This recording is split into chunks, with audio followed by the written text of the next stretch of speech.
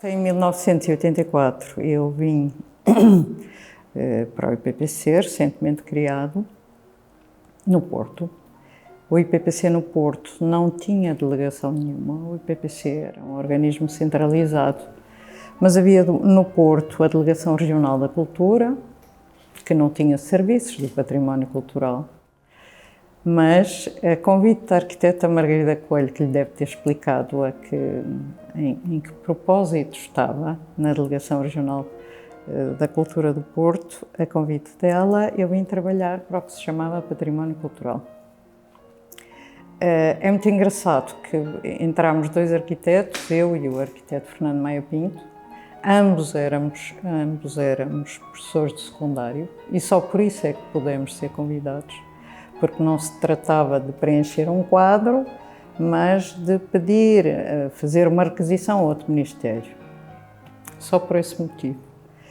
E a arquiteta Margarida era uma espécie de ponto avançado do IPPC de Lisboa, não é? Do IPPC Central.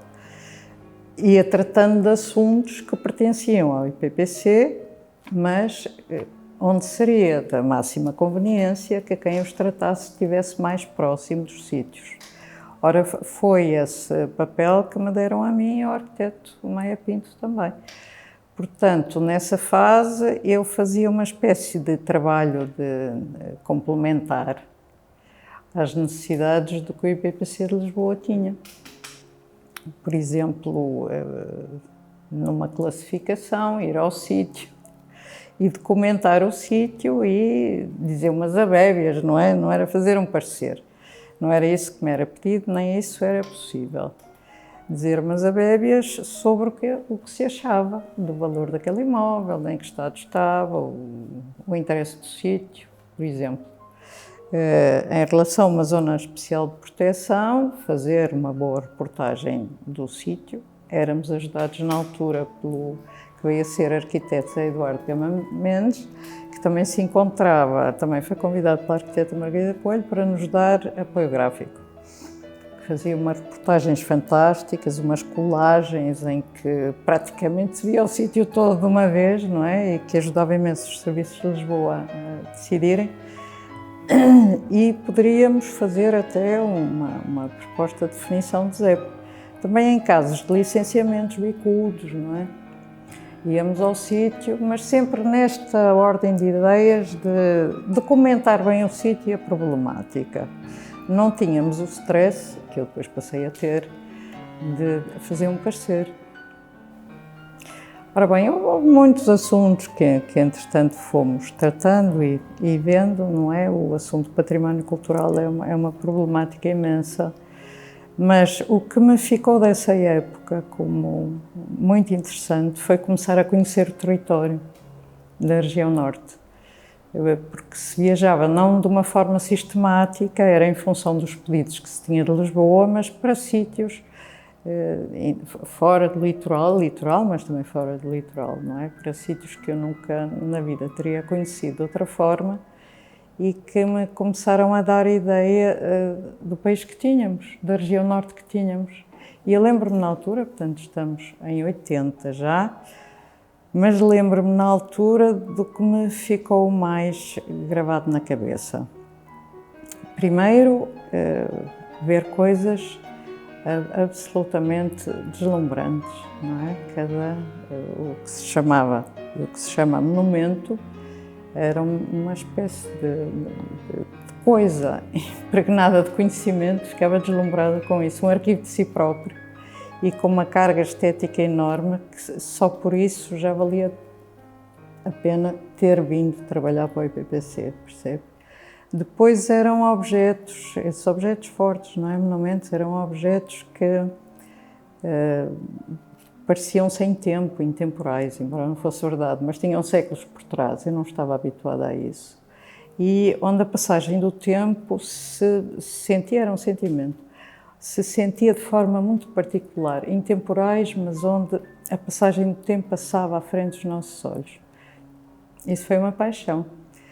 Por outro lado, menos apaixonado, foi perceber as mutações rapidíssimas do território, da região norte, estou a falar da região norte, que era crescimento de periferias feíssimas, subúrbios descontrolados, sem qualidade nenhuma, sem planeamento.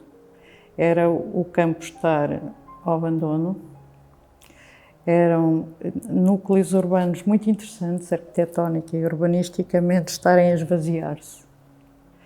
E era, digamos que o que restava do antigo regime, da classe senhorial, os seus bens, não todos, não é? Mas algumas coisas belíssimas, ainda com um território afetado pelos mesmos, ou mosteiros, em decadência, completa decadência. Estava lá, mas a coisa estava a perder-se. Portanto, e esse país que se estava a perder também me deu a mim, na altura ainda era nova, não é? Uma espécie de sentimento de missão. É preciso salvar alguma coisa. É preciso salvar alguma coisa. É o que me lembro mais dessa época. Também me lembro de outra coisa, isto mais falando para dentro, não é? Dentro do serviço, que foi a importância de estar numa casa que era a Delegação Regional de Cultura. Lidar com outras coisas, especialmente uma coisa que poderia ser suposto que não tem nada a ver com património, que é a arte contemporânea. A arte contemporânea não existia, não é? Antes do 25 de Abril não existia arte contemporânea, o apoio à arte contemporânea, não é? De repente houve o boom de perceber que não tínhamos, por exemplo, o Museu de Arte Contemporânea no Norte, de não haver encomendas, de não se conhecerem quem eram os artistas vivos, não é? A arte dos artistas vivos.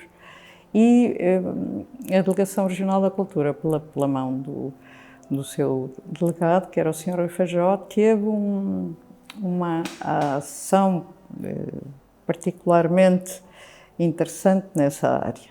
E tudo isso passava no corredor ao nosso lado, percebe? Na sala ao lado.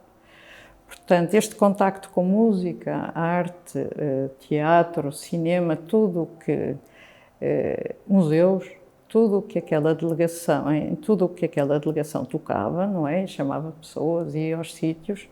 Para mim foi uma formação indispensável. Nem sei bem dizer porque é que essa parte é importante a quem está a trabalhar no passado, mas que é.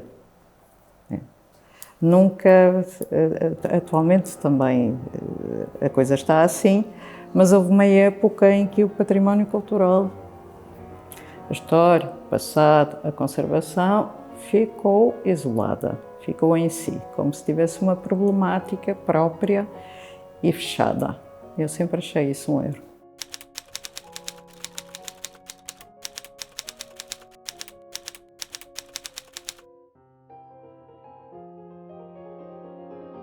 Quando em 84 eu vim trabalhar com a arquiteta Maria Coelho, com o arquiteto Fernando Maia Pinto, como braço esticado do IPPC de Lisboa, eu não vinha às ceguinhas, eu não vinha completamente virgem, não é? Porque nos anos 70 eu já tinha frequentado e participado de círculos, que foram os primeiros, dedicados ao que se chamava a dinamização da defesa do património artístico e cultural.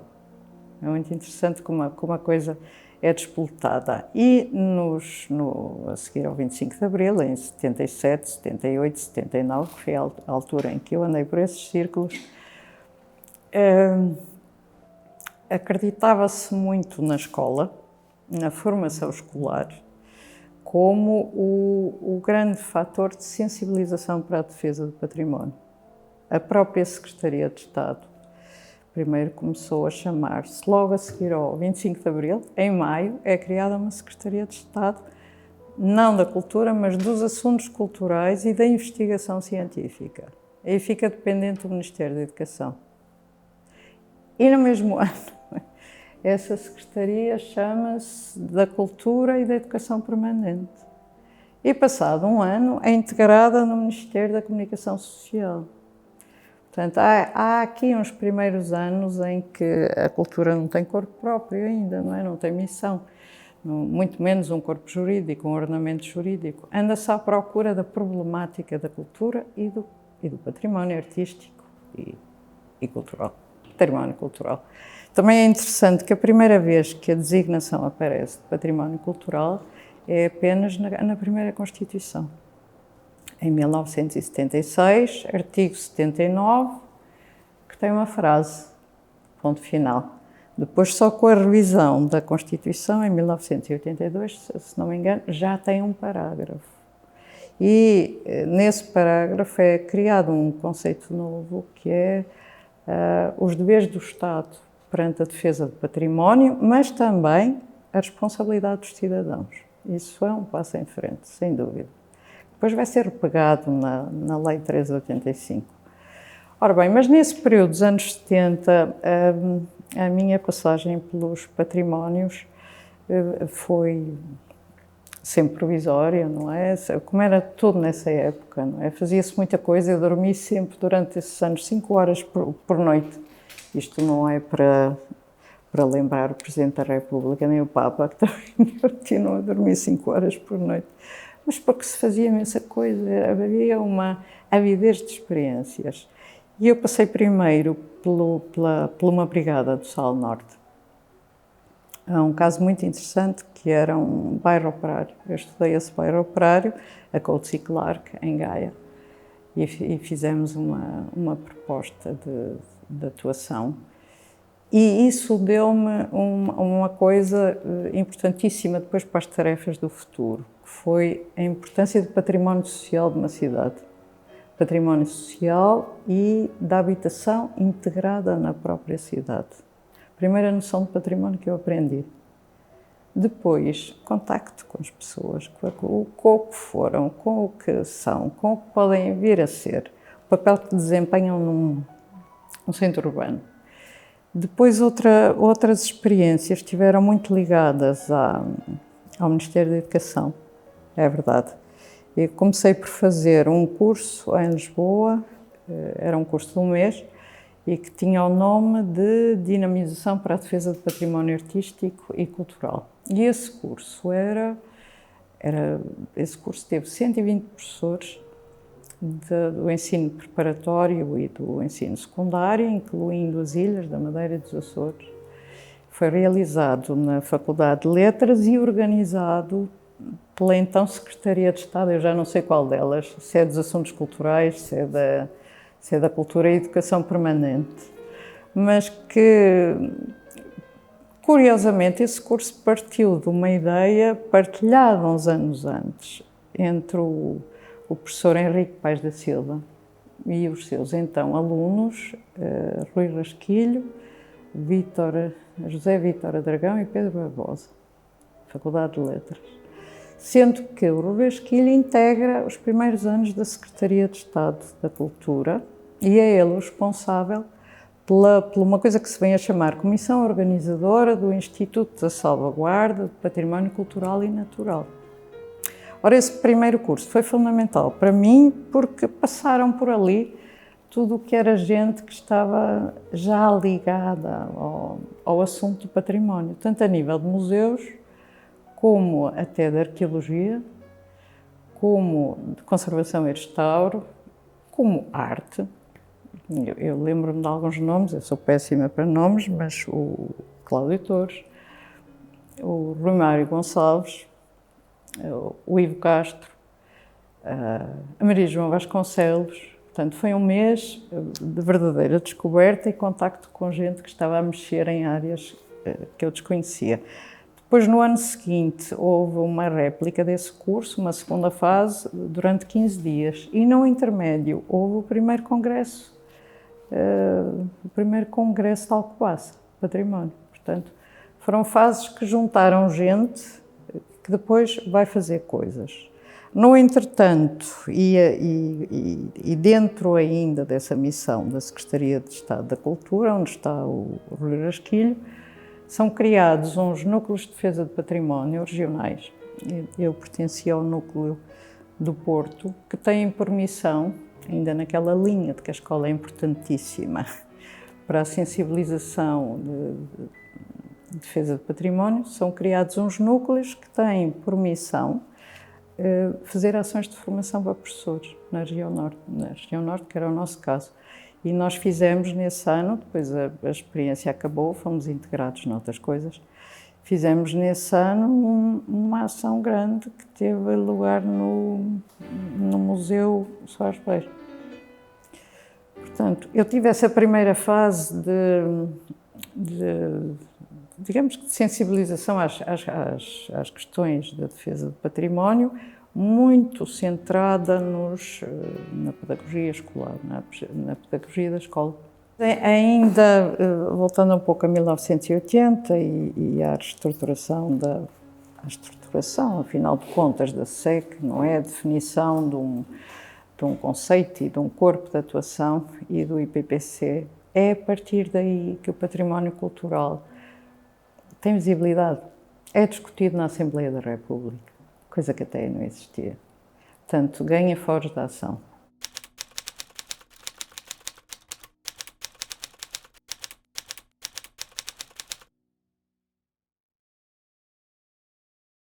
Começando pelo IPPC, cheio de departamentos, era uma coisa infernal. Enfim, embora o trabalho ainda seria um pouco incipiente, não é, de cada departamento. Mas ainda me lembro de ir ao Palácio da Ajuda e encontrar e ver um maestro, Freitas Branco, que tinha direito a metade de uma secretária. Portanto, é para ver a quantidade de assuntos que ali se tratavam e que correspondia a uma divisão clara. O que era conservação e passado estava tudo no IPPC. O que era criação e artes tinha ficado tudo nas outras áreas da Secretaria de Estado da Cultura, percebe? Uma coisa muito francesa, muito à francesa. Não sei como é que era a repartição dos orçamentos. Foi uma coisa, quando fiz um estágio nos anos 90 no Ministério da Cultura de França, eles focavam muito que era, o nosso Ministério está organizado em serviços ligados à conservação e ao passado, em serviços ligados à criação e às artes, e o orçamento é dividido 50-50. Mas, e também contavam, em períodos mais conservadores, o orçamento da conservação do passado aumenta. E em períodos mais à esquerda, ou mais revolucionários, o orçamento das artes aumenta. Eu não sei, nessa fase, como é que era o orçamento, não é? Fica-me sempre aquilo na cabeça. Bom, mas os anos 80 são uns anos que também se devem olhar não só para dentro, mas para fora. Em que, por exemplo, há um boom de associações de defesa do património, que começam a bater à porta. À criação de GTLs. Portanto, o que quer dizer que os próprios conselhos, os próprios presidentes das câmaras, começaram a achar que o seu núcleo urbano mais antigo precisava de tratamento, precisava de uma disciplina nova, não é? E competências. Aos gatos também, mas um pouco mais periférico. E tudo isto começa a mexer nas regiões. Não é só a resolução de problemas, da problemática própria, não é? É a própria solicitação da sociedade. Implica ter serviços mais próximos dos sítios. Não chega a escrever ofícios para Lisboa, não é? Já não dá isso. Daí, penso eu, terá havido essa atitude de descentralização que, aliás, os técnicos postos nos sítios, em Coimbra e no Porto, já existiam. Antes da criação das direções regionais de Porto, Coimbra, Lisboa, Évora e o Algarve, em Coimbra e no Porto já funcionavam núcleos técnicos, não é? Foi só formalizar a coisa. E isto porque, penso eu, porque as próprias regiões mexeram.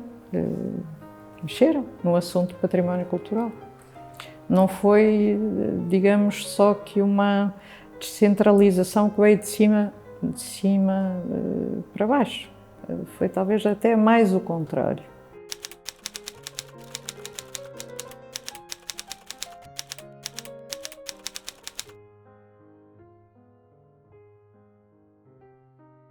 Cada vez que havia uma lei orgânica não quer dizer que fosse uma fronteira, não é? Seguia um caminho que já estava anunciado e que, aliás, a lei orgânica normalmente dava resposta a movimentos que já estavam criados, não é?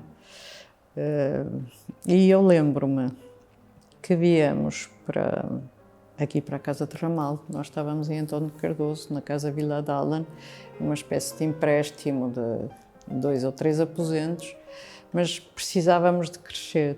E em 1988 viemos para a Casa de Ramalde, que tinha ficado ainda não totalmente vaga, só tivemos o resto do chão, porque por cima ainda estava o Museu da Literatura. Mas já era muito mais espaço do que tínhamos em Vilar de Alan, não é? Portanto, necessidade de crescer em termos de número de técnicos, e crescemos.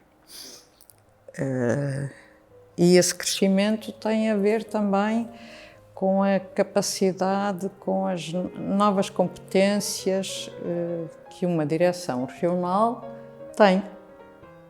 Aí já não fazíamos uma ação supletiva ou complementar dos serviços centrais, mas tínhamos competências próprias, embora ainda dependentes sempre de Lisboa.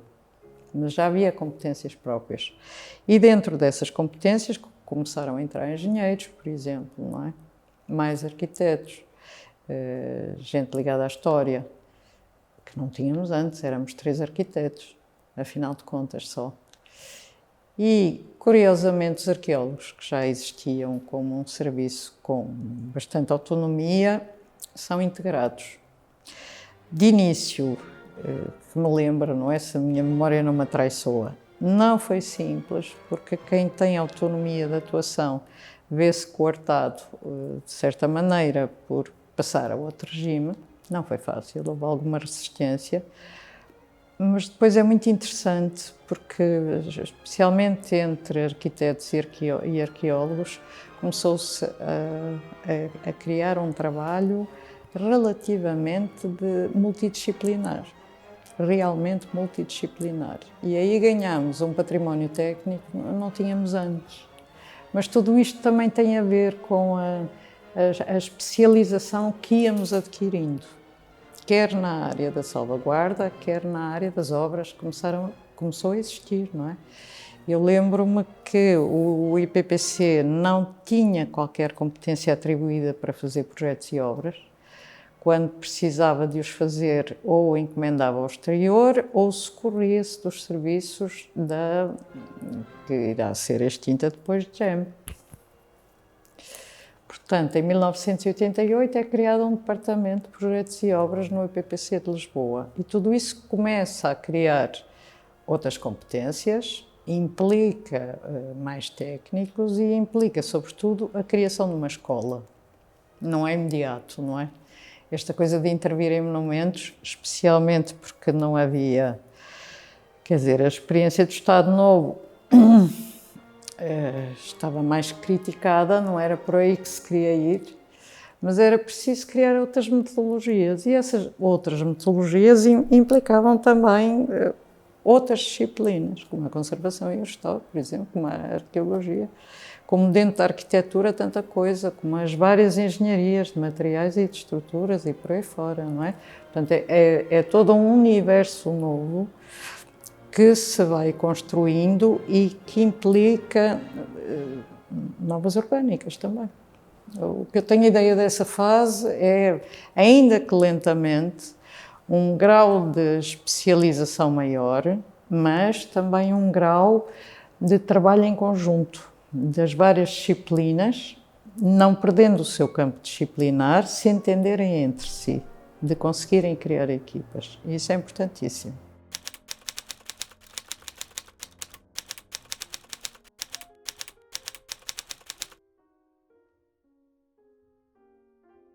Fui chefe de divisão da salvaguarda exatamente porque a lei orgânica que tinha criado as direções regionais de Porto, Coimbra, tinha também um pequeno quadro que era um diretor regional e um chefe de divisão, para tudo. Pois esse chefe de divisão veio ter outro chefe, veio conseguir-se outro chefe de divisão e então começou a existir um setor de obras com o seu chefe de divisão e o setor de salvaguarda com o seu chefe de divisão. Mas eu aí era uma chefe de divisão que dava para tudo. E estava, de facto, muito ligado às questões da salvaguarda. O que foi importante nesta especialização também do trabalho da salvaguarda foi a entrada dos historiadores e foi a entrada dos arqueólogos e o começar-se a dar-se pareceres sobre todos os sítios por um arquiteto e por um arqueólogo. Isso foi uma conquista. Não se deve a mim, porque essa ideia e pressão veio dos próprios arqueólogos, não é? Que eram chamados casuisticamente. Pensava eu, ora, esta área arqueológica tem, já, vá. Mas isso também se ficou a dever à entrada dos arqueólogos para casa, não é? A constituição da equipa, o perceber-se a preponderância da arqueologia para nós arquitetos e para os engenheiros também, e de como se multiplicariam efeitos mútuos no trabalho em equipa.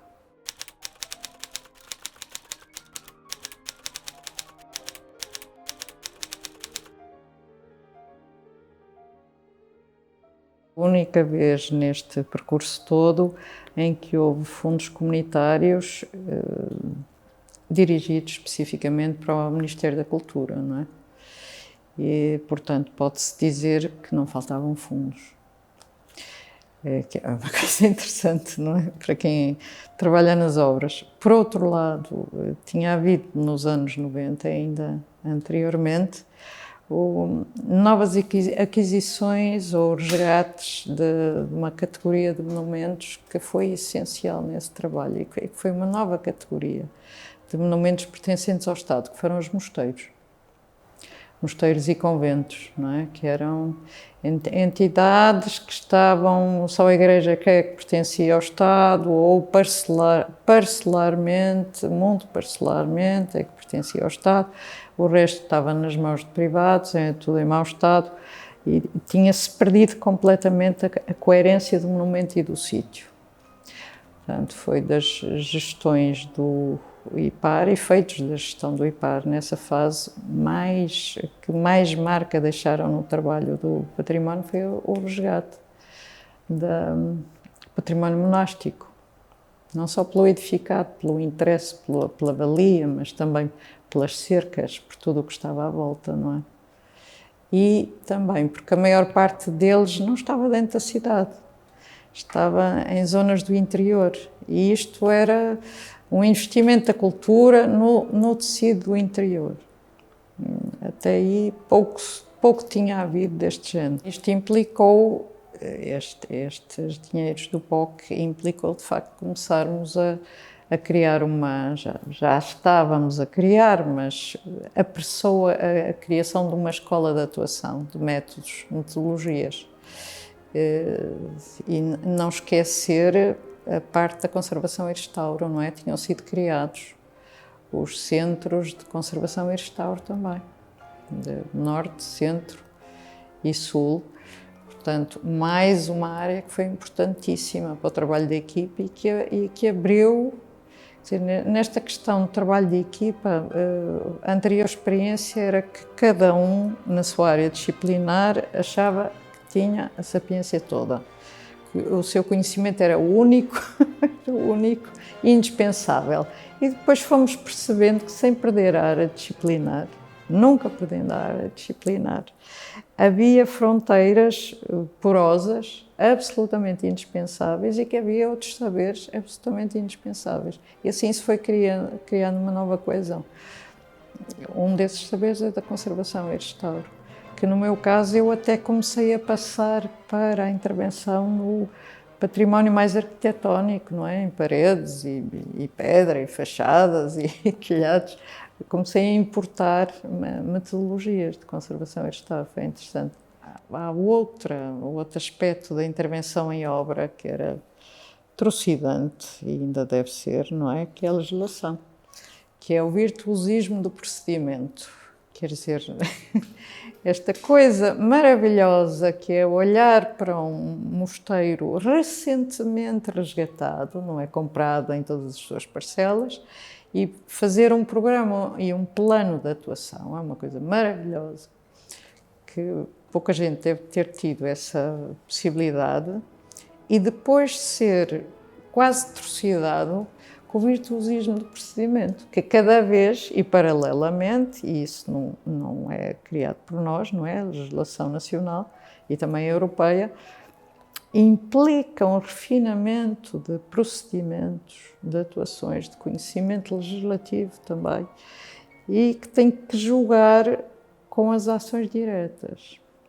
E isso às vezes parecia-me, devo confessar, que andava um bocado a trabalhar para o zero, porque passava dias e dias e dias no apuramento do procedimento, não é?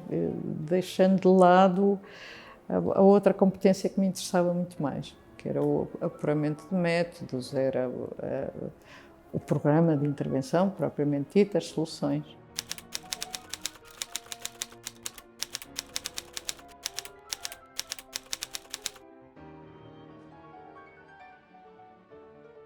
Serviços centrais, numa determinada fase, nessa do POC, tinham adquirido uma especialização e estavam absolutamente aliados, percebe? Quanto à gestão financeira, económica e financeira. E a toda a máquina por onde tinha que passar esta parte procedimental. E também até a nível da comunicação entre nós, não é? Porque tudo isto tinha papéis a andar de um lado para o outro. Tinha um sistema de base de dados em que, em qualquer momento, nós sabíamos onde é que o papel estava. Portanto, nesta fase, eu pessoalmente, não senti os serviços centrais como empatas. As autonomizações pagam-se. Eu muitas vezes ouvi a doutora Fernanda Garção dizer: vocês querem autonomia? Vocês vão ver o que se vai passar. É que tudo isso não é de mão beijada, digamos assim, implica uma construção.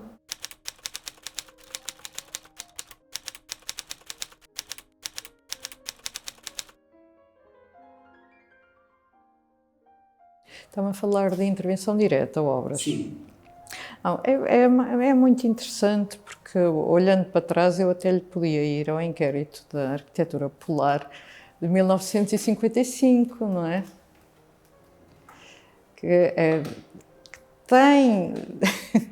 Que vai ter uma importância imensa na formação dos arquitetos e no ensino nas próprias escolas de arquitetura, abrindo o caminho até para contestar alguma arquitetura internacional, não é?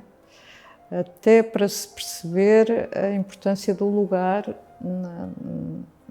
na concepção da própria arquitetura, e até para demolir ideologias à época muito na base de contextualizações superficiais, né? Integrar no contexto, mas eram integrações superficiais, quase revivalistas, até podia ir aí.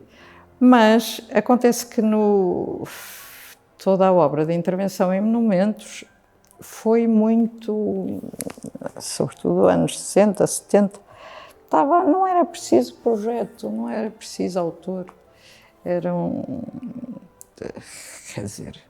obras orientadas em obra, não é? Não havia autoria. Eram cadernos de encargos com quantidades. Mas já nos anos 70, no início, ainda antes do 25 de Abril, começam a aparecer algumas experiências interessantes, que é introdução de níveis autorais, que é o caso da pousada de Vila Nova de Cerveira, do Alcino Soutinho. Isto é em 72, em 70 talvez. É o caso da pousada de Santa Marinha da Costa, está instalada num mosteiro.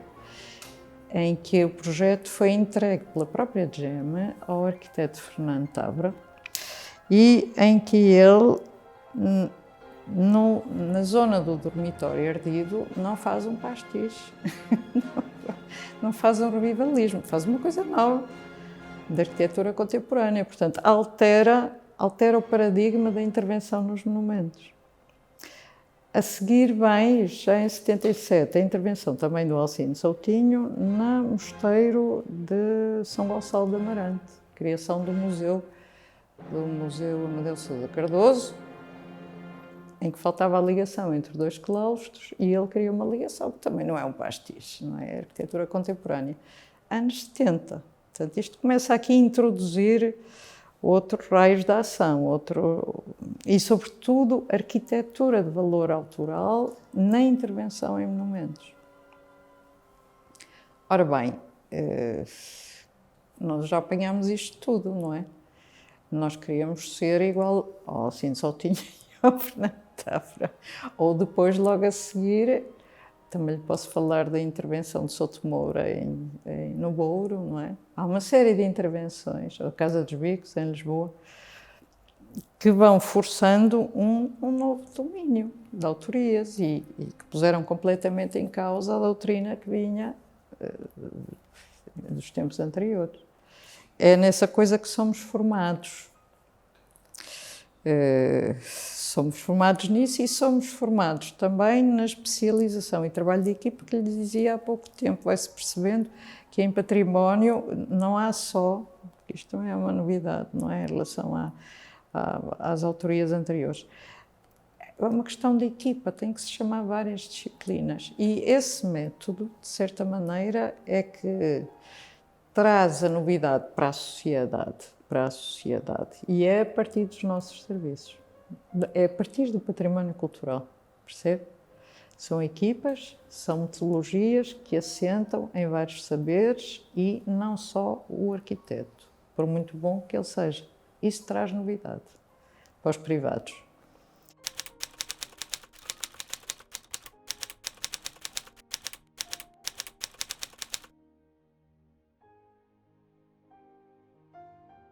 O GTL de Guimarães, o famoso GTL de Guimarães, foi criado ainda nos finais dos anos 70.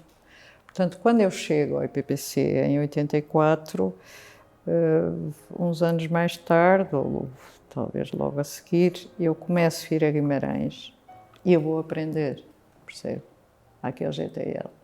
Eu não vou lá doutrinar nada. Está lá o arquiteto Fernando Távora, normalmente, nas reuniões, a arquiteta Alexandra Gesta e o arquiteto Miguel Frazão, de início, e é uma oportunidade de ver caso a caso, às vezes por dentro, não é? O que estava em causa. E é uma fase em que eu aprendo, não é ao contrário. De ser a Câmara que vem aprender connosco, sou eu que vou aprender. Essa relação com 2 ou 3 concelhos de que fazia parte, fazia e acho que ainda faz, Viana e Braga, é interessante porque e Guimarães, porque é dos poucos momentos dentro da casa onde eu estive em que há, digamos que também um espírito de equipa, um trabalho de equipa e no sítio e com as autarquias. Fora isso, há uma distância enorme que é mandar o parecer. Esse trabalho foi importante para nós porque íamos ao sítio. É importantíssimo quando se dá um parecer ir ao sítio. E, sobretudo, se tem a possibilidade, ou deve-se ter a possibilidade de ver por dentro o edifício. E para as câmaras, porque têm do outro lado da mesa alguém que normalmente está distante, não é? Não é para afrouxar critérios de um lado e do outro, não é para afrouxar. É para o exemplo que está à frente da nossa vista servir de mediador. Cada um pensa daquilo, não é? São razões diferentes entre uma autarquia, normalmente, entre uma autarquia e os técnicos da cultura, mas também a partir de certa altura se cria uma cultura comum, um chão comum. Isso é muito interessante. Eu dizia, quando estava na salvaguarda, que as únicas ligações que tínhamos com o exterior era, de facto, criando zonas de proteção. Porque era isso que nos fazia depois ter que ser interlocutores das próprias câmaras, não é? Porque havia ali uma problemática que se tinha que tratar com as câmaras. Fora isso, não havia. Há um certo fechamento das lógicas do funcionamento dos patrimónios culturais para dentro, um fechar para dentro. Eu lembro-me que foi uma época esforçosa, não era só por ter a quantidade de trabalho ser imensa e os técnicos serem sempre poucos, mesmo que viessem mais, eram sempre poucos, mas porque havia a necessidade de estar a rever constantemente os critérios. E isso não é por falência do próprio serviço, é assim. A ideologia de património tem, chamemos-lhe progredido, tem-se adaptado, tem-se esticado.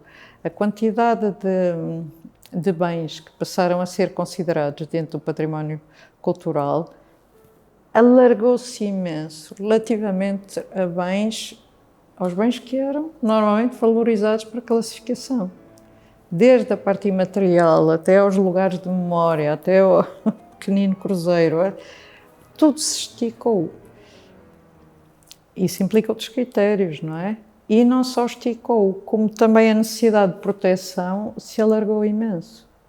Enquanto fazíamos ZEPs de início, agradinhas ao sítio, ao quintal, não é? As ZEPs passaram a ter meio quilómetro de raio ou mais, ou 2 quilómetros de raio.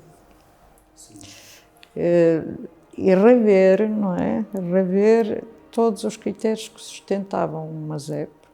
Não era só o bem em si também, não é? Não eram só as covisibilidades, eram a tessitura, no caso dos mosteiros, por exemplo, a tessitura de extensões do próprio mosteiro num território, desde o aqueduto, a caminhos, as zenhas, por aí fora. Eu até diria que a partir de certa altura, cada caso, cada pequeno edifício, não estando classificado, estava na área de proteção, não é? Tinha que vir cá aparecer. Tinha que ser interpretada a sua arquitetura, percebe? Não servia ao mesmo critério para o pequenino edifício do século XIX ao lado. Isso era uma coisa modernista, não é? Tanto em termos de materiais, como de técnicas, como da própria intervenção em si.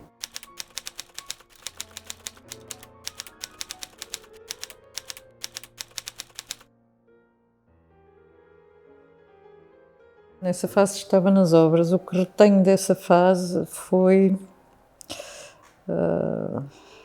uma coisa interessante que, a nível das obras, havia algum receio ainda da nossa parte em atacar a parte do projeto, não é? E essa fase, através da experiência que a GEM trazia, não estou a dizer que era a melhor experiência, mas na GEM não havia praticamente encomendas ao exterior, não é? A prata da casa que fazia tudo. Bom, uma espécie de autoestima e um entrar mais no domínio do projeto, que nos fez bem. Eu ainda hoje continuo a defender, na altura também defendia, que projetos maiores, sobretudo quando estava em causa um programa funcional diferente, deviam ser entregues ao exterior. Não nós, não é? Nós éramos especialistas e os melhores em operações restritas de conservação e restauro, consolidação, de intervenção minimalista, ainda que a intervenção fosse muito profunda, não é? Devíamos fazer isso e não devíamos sair daí. Mas confesso que achei que tínhamos ganhado lanço nessa fase, na parte das obras. Nessa altura tive imensa esperança que passasse dos museus para nós as preocupações da valorização, que é a parte comunicativa, não é? Porque os monumentos são museus de si próprios, os monumentos são museus de si próprios e sempre nos falhou, porque não tínhamos chegado ainda aí, a parte da comunicação. Como é que se explica isto a um público? Como é que se trabalha a interpretação do público disto que aqui está? Percebe? Tinha muita esperança que o trabalho com as equipas que estavam nos museus nos trouxessem essa aprendizagem, não é?